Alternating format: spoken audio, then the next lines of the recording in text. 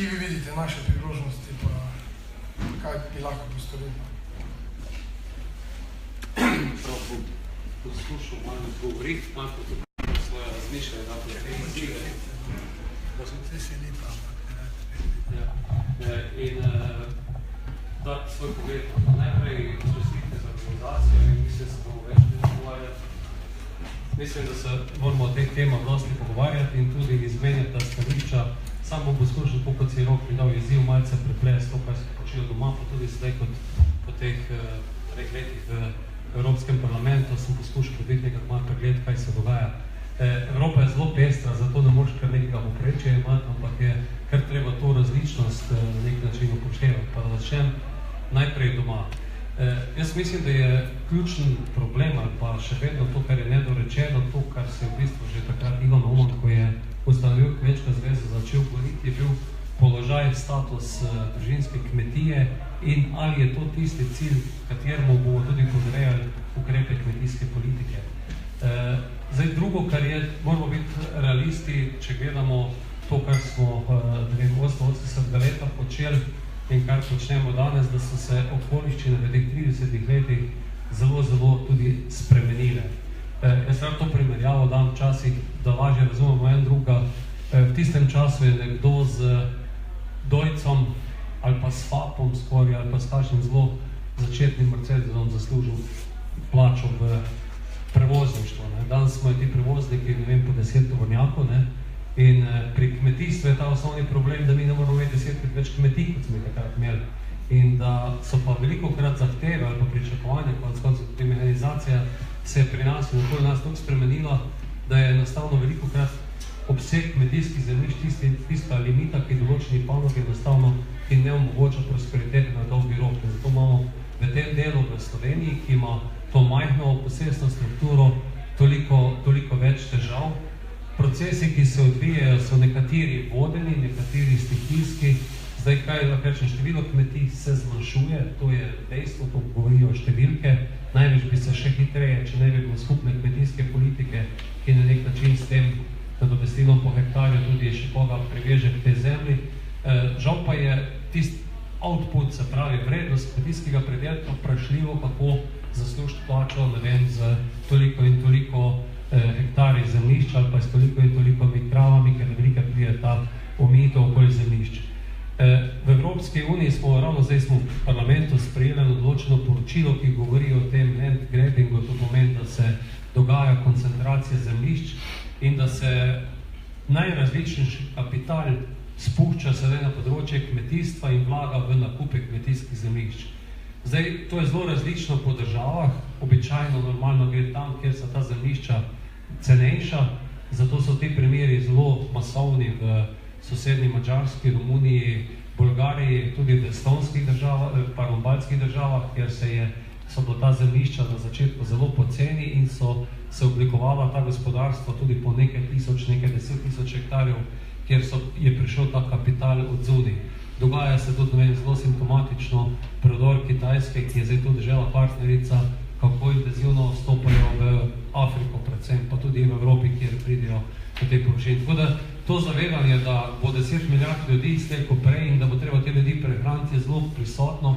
In danes imamo tudi kmetijstvo ta problem, da se cela vrsta kapitala, ki je včasih, ne vem, vlagal nepremičnine, seli tudi v kmetijski sektor. Mimo grede, največji delničar tako Monsanta kot John Deere je Bill Gates, tako da to zelo veliko pove, kam gre velik denar.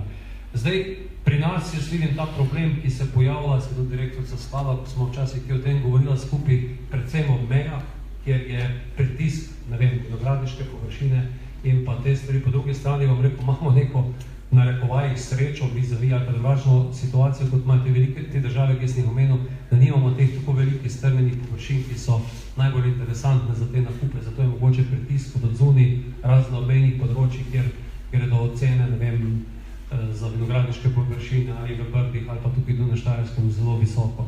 Jaz mislim, in tudi smo se tudi o tem pogovarjali, takrat, ko sem imel tisto priložnost v enem letu, kar se tiče zemljiške politike, še vedno mislim, da bi pri skladu v enem delu je zgodba, ki se nanaša na državno zemljišča, kjer se je možno in najbrž bi bilo treba te korake v smeri proti družinskim kmetijam, ki bi vedeli, kaj s to zemljo početi in zato, da jim omogočimo, ne vem, tistega drugega, tretjega dojca ali pa Mercedesa Mana, zdaj, če parafraziram z prejšnjo prispodobo, in da lahko mlada kmetija, ki ima nek poslovni program, ki se za te veče tudi preživi.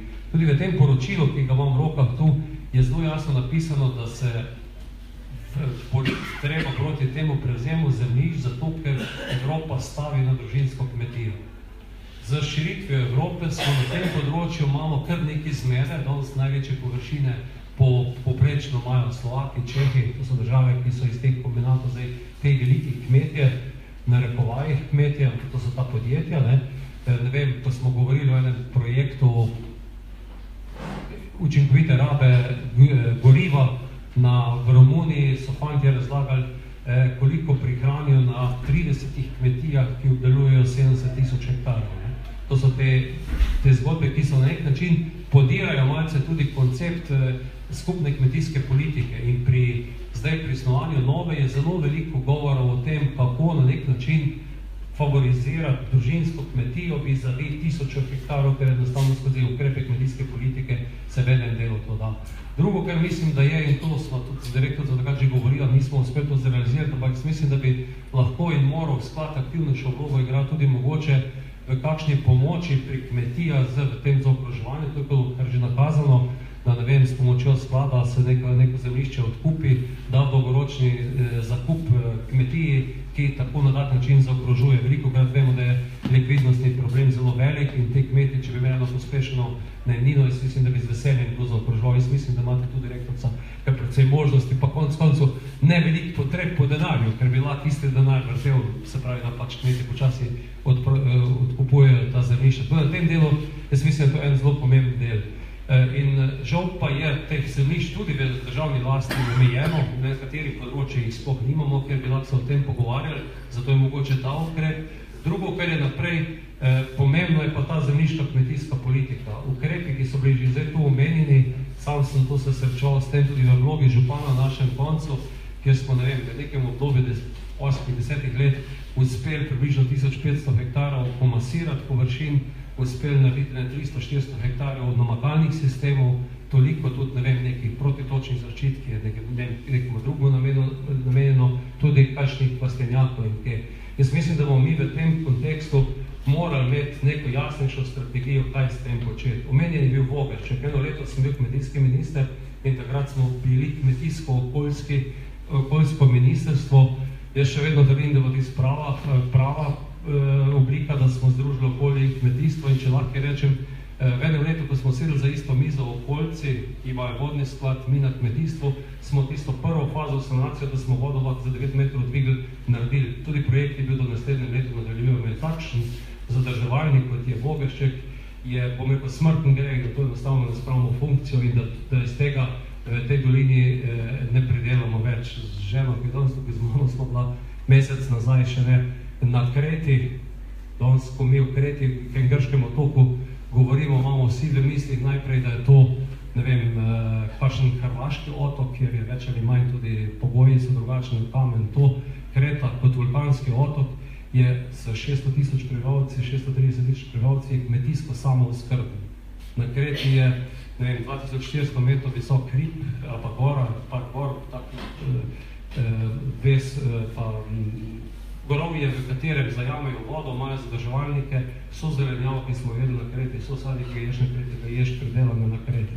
Tako da, jaz mislim, da mi nimamo elementarnega problema samo v tem, da imamo malo kmetijskih zemljišč, kar jih imamo, največ imamo zelo malo, če bomo želeli, ne vem, še naprej toliko živinoreje imeti, toliko žita imeti, toliko koruze in vsega tega, tu so te kroge, ki rabiš več kot 900 arov po kvadratnem metru, Kitajci imajo manj, pa imajo hrane kar precej, zato ker je tudi, ne vem, čim prehrane, drugačen, ker je več rastlinske hrane, ampak hočem reči v tem, da mi bi z boljšim izkoriščenjem našega zemljiškega potenciala tudi bistveno več predelali. To je nesporno in jaz mislim, da nas tukaj na tem področju čaka veliko nalog. Bom še mogoče to povedal, ko sem prišel na ministrstvo, takrat smo začeli govoriti o leta 2012, je bilo to o programu razvoja podeželja 2014-2020. In gospod Senegačnik, ga poznamo, je bil takrat še na ministrstvu in sem ga prosil, da je za naveto podaljšal, ker smo začeli delati sektorske cilje.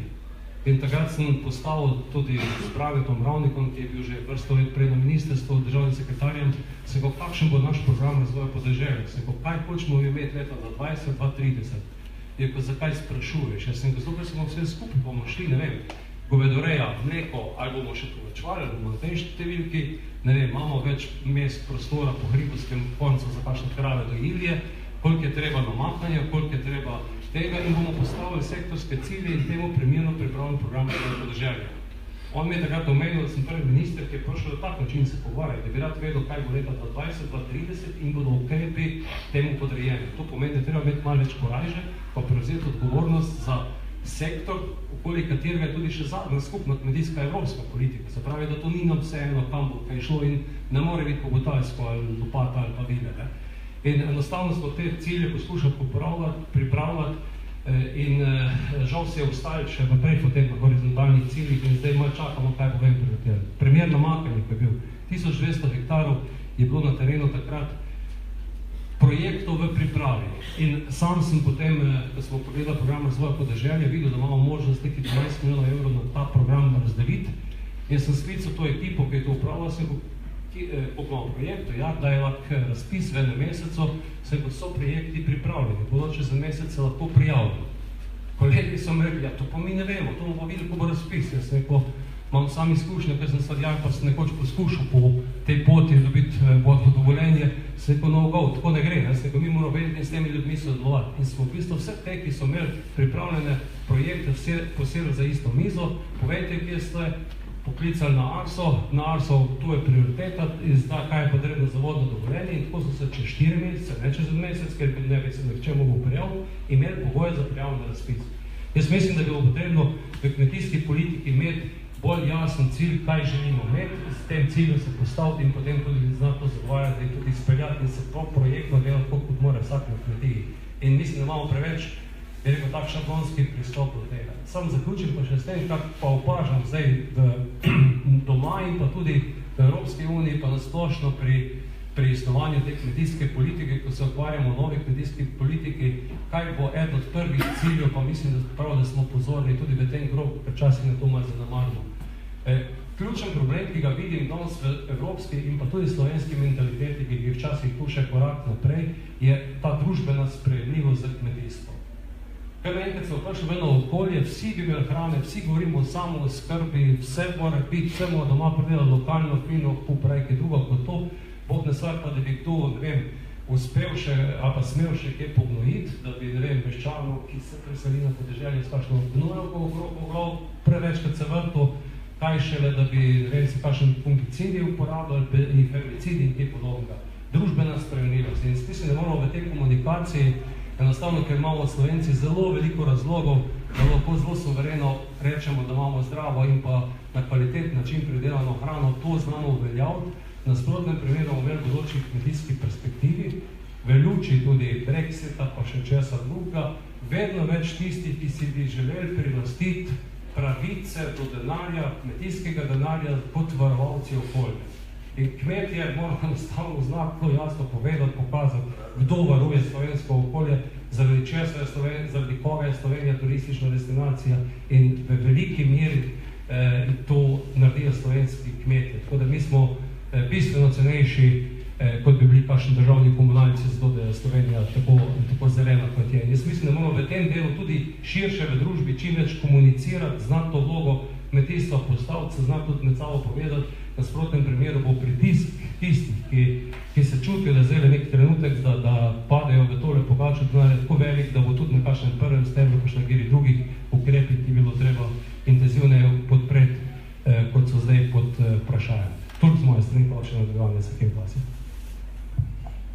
Ja, najlepša hvala.